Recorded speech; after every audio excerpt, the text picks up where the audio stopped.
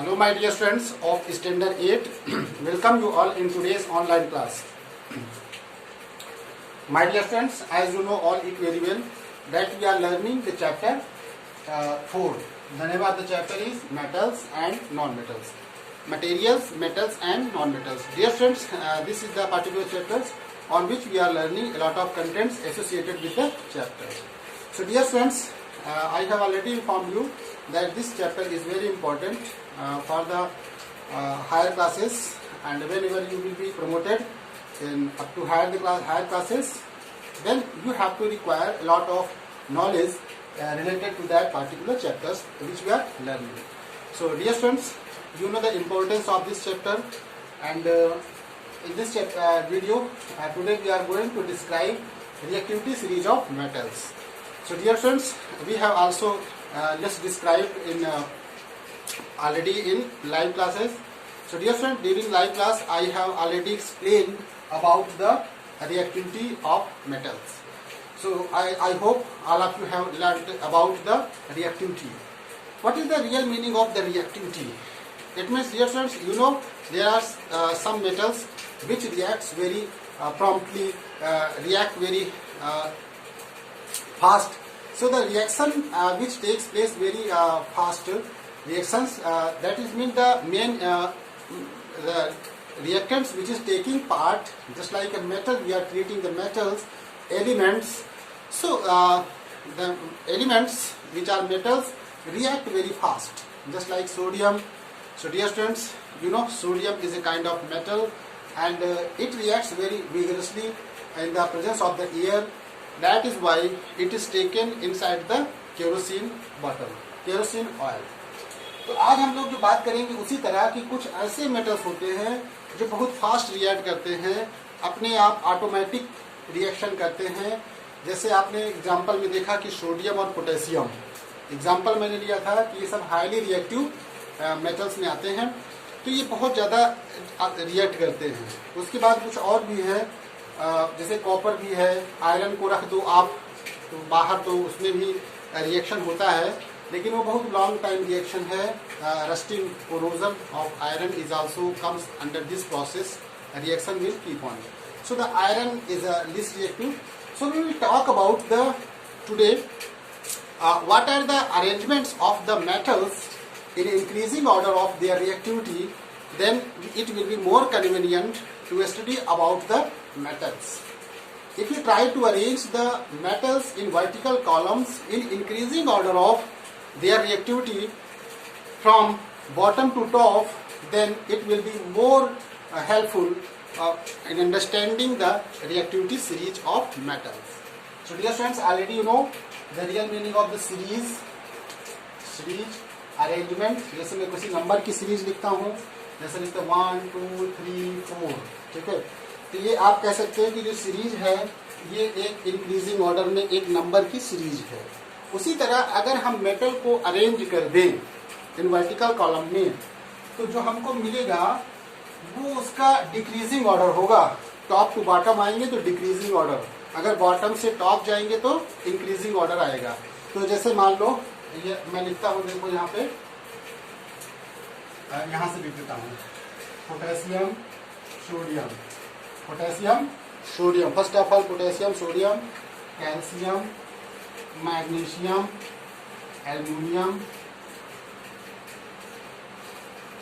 Zinc, iron,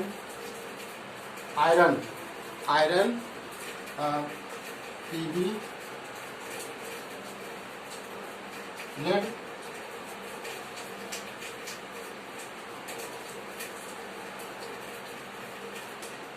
ये. तो आप देख सकते हो, आप ये इसमें एजी आपके रूप में नहीं दिया है, आप हटा दीजिए, यहाँ आप कितने तक लिख दीजिए एजी. लिसन, सिंबल ऑफ एलिमेंट्स बेटा ये लिखे गए हैं. जैसे पोटेशियम का सिंबल के होता है, ओके, पोटेशियम का सिंबल यहाँ पे के लिखा हुआ है, symbol of potassium that is के, ठीक है. तो अगर मैं टॉप टू बॉटम की बात करूंगा तो ये टॉप टू बॉटम है, ओके, टॉप टू बॉटम है. और सबसे ऊपर देखो लिखा है बेटा पोटेशियम, फिर सोडियम, फिर कैल्शियम, फिर मैग्नीशियम, फिर aluminium, after that zinc, iron, lead, copper, silver और गोल्ड। तो इसमें जो नाम आपको दिख रहे हैं, ऐसे तो किसी भी एलिमेंट्स का स्टार्टिंग नेम ही दे दिया जाता है, लेकिन कुछ यहाँ पे ग्रीक वर्ड्स यूज हुए, जैसे सोडियम का यहाँ पे नेट्रियम हुआ, ठीक है, sodium is known as the natrium, ठीक है। देखो मैग्नीशियम का Mg है, एल्यूमिनियम का Al लिया गया है, जिंक का Zn लिया गया है, आयरन यहाँ फेरम होता है, it is just like ferrum, ठीक है, आयरन आपका फेरम है, it is like ferrum. Lead का प्लम्बम है, ये लेड है, कॉपर का क्यूप्रियम है, आर्जेंटम है और आरम है गोल्ड। तो इनका सबका नाम है। तो डियर स्टूडेंट्स, ये नेम से हमने इनको क्या किया, वर्टिकल कॉलम में अरेंज कर दिया। और जब हम टॉप टू बॉटम आएंगे तो रिएक्टिविटी क्या होगी स्टूडेंट्स, डिक्रीज करती जाएगी। यानी कि जब सबसे टॉप में कौन है, देखो सबसे टॉप में पोटेशियम है, ओके, और सबसे बॉटम में कौन सा है, गोल्ड है, गोल्ड सबसे बॉटम में आपका गोल्ड है, सबसे टॉप में क्या है, पोटेशियम है। तो अगर रिएक्टिविटी की बात करें, सबसे मोस्ट रिएक्टिव कौन हुआ, पोटेशियम, सबसे लीस्ट रिएक्टिव कौन हुआ, गोल्ड। तो अब इसको याद रखने का एक कोड वर्ड भी है, आप इसको ऐसे याद रख सकते हो, एक कोड वर्ड है जिसको आप अच्छे से याद कर लीजिए, ताकि आपको एक अरेंजमेंट पता चल जाए ना कि इसके बाद कौन सा आएगा।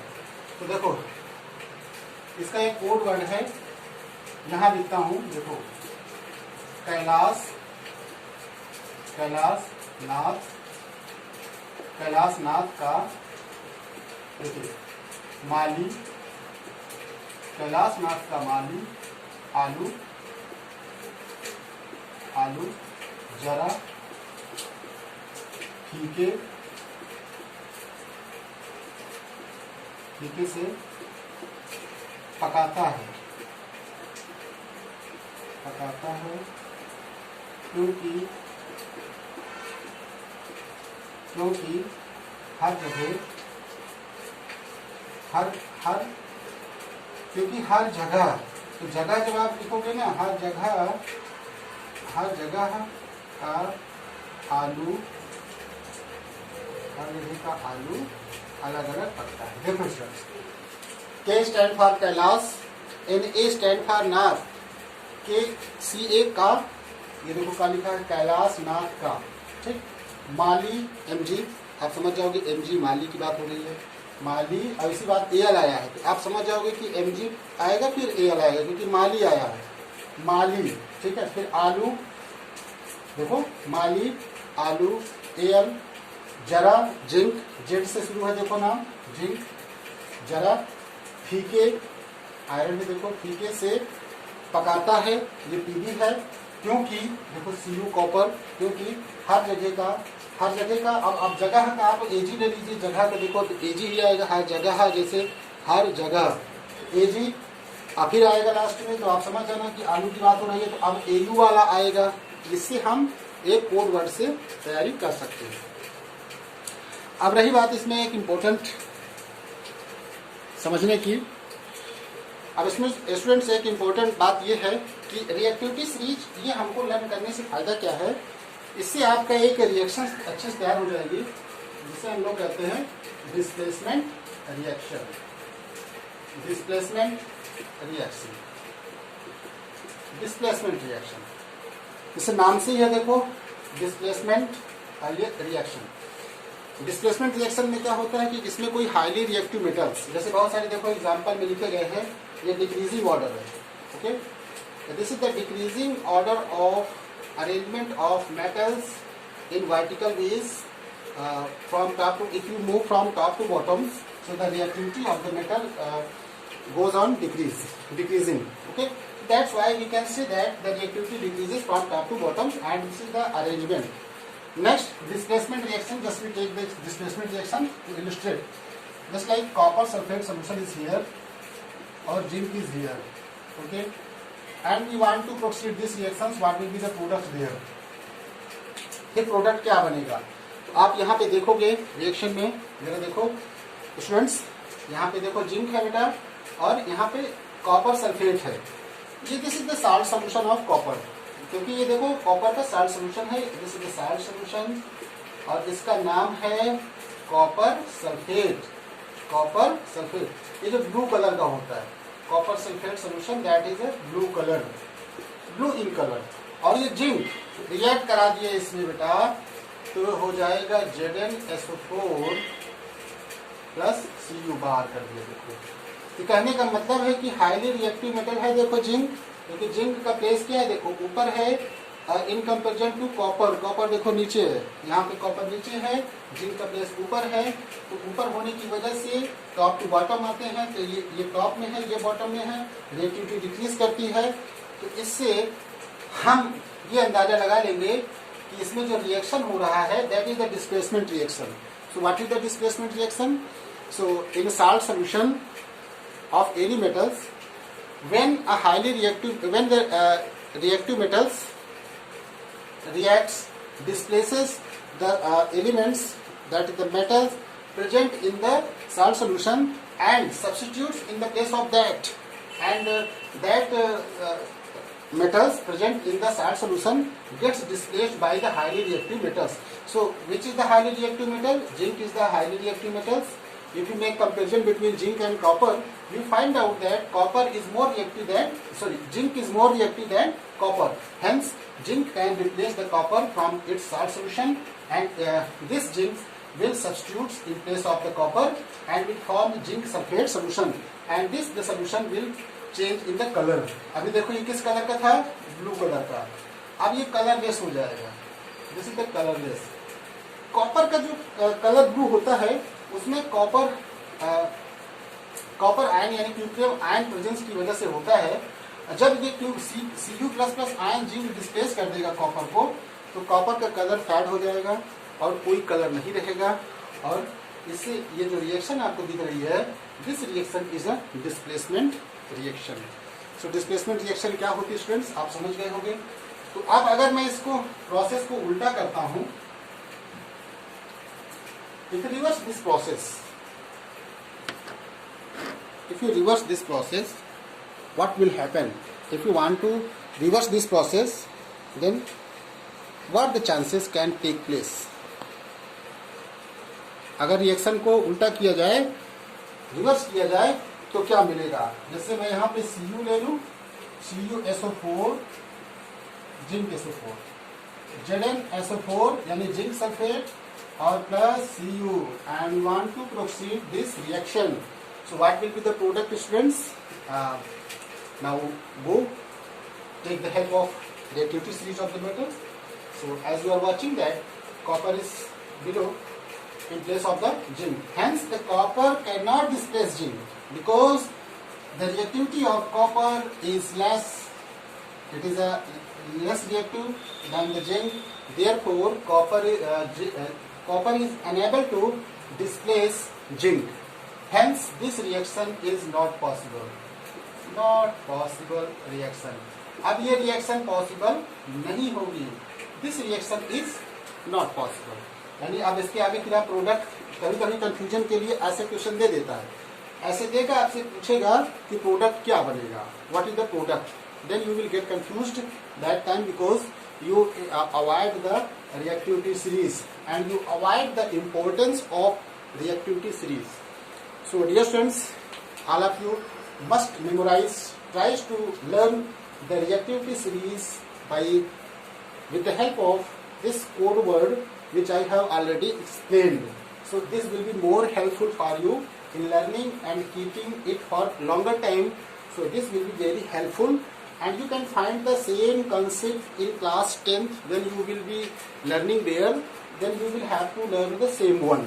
So just I am trying to tell at the standard 8, so learn this.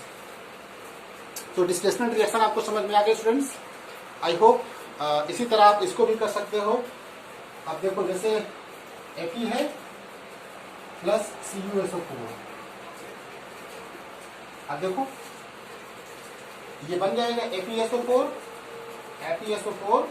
Plus Cu निकल जाएगा।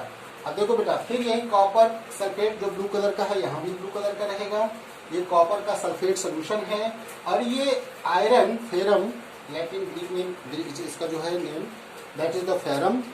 ये तुरंत यहाँ पे रिएक्ट कर देगा। देखो आयरन का प्लेस ऊपर है इन कंपेरिजन टू कॉपर, तो ये तुरंत इसको डिस्प्लेस कर देगी और ये कॉपर बाहर हो जाएगा, इसलिए कलर इसका फेडेड हो जाएगा, लाइट ब्राउन। तो इस तरह आप डिस्प्लेसमेंट रिएक्शन समझ सकते हो। अगर इस रिएक्शन को आपने उल्टा रिवर्स किया तो फिर ये रिएक्शन पॉसिबल नहीं होगी। ओके, तो अब ये किस कलर का हो जाएगा, कलरलेस सोल्यूशन बन जाएगा। अब FeSO4 जो आपका बनेगा ये किस कलर का बनेगा, इसका आपने देख लिया है। ओके, अब Fe4 में जिंक से कराया जाए, अब यही FeSO4 जिंक से कराया जाए।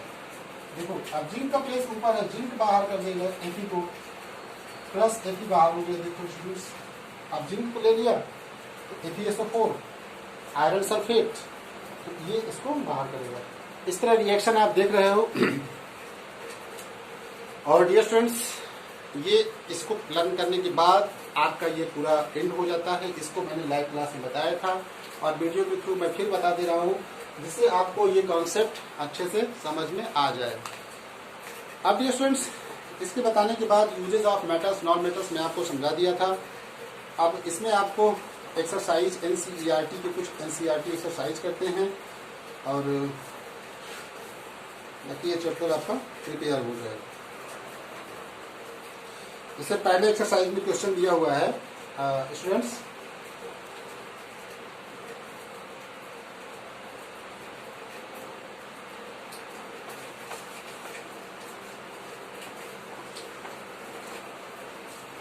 NCERT exercise.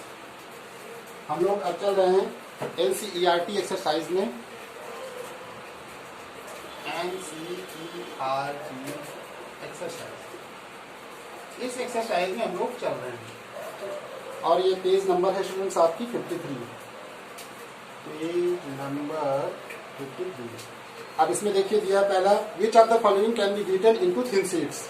जिंक दिया है, जड़न, फास्फोरस और सल्फर और दिया है ऑक्सीजन। अब आपसे पूछ रहा है कि विच of the following can be beaten into thin sheet. अब देखिए थिन शीट में किसको, जिंक है, जिंक को थिन शीट में किया जा सकता है।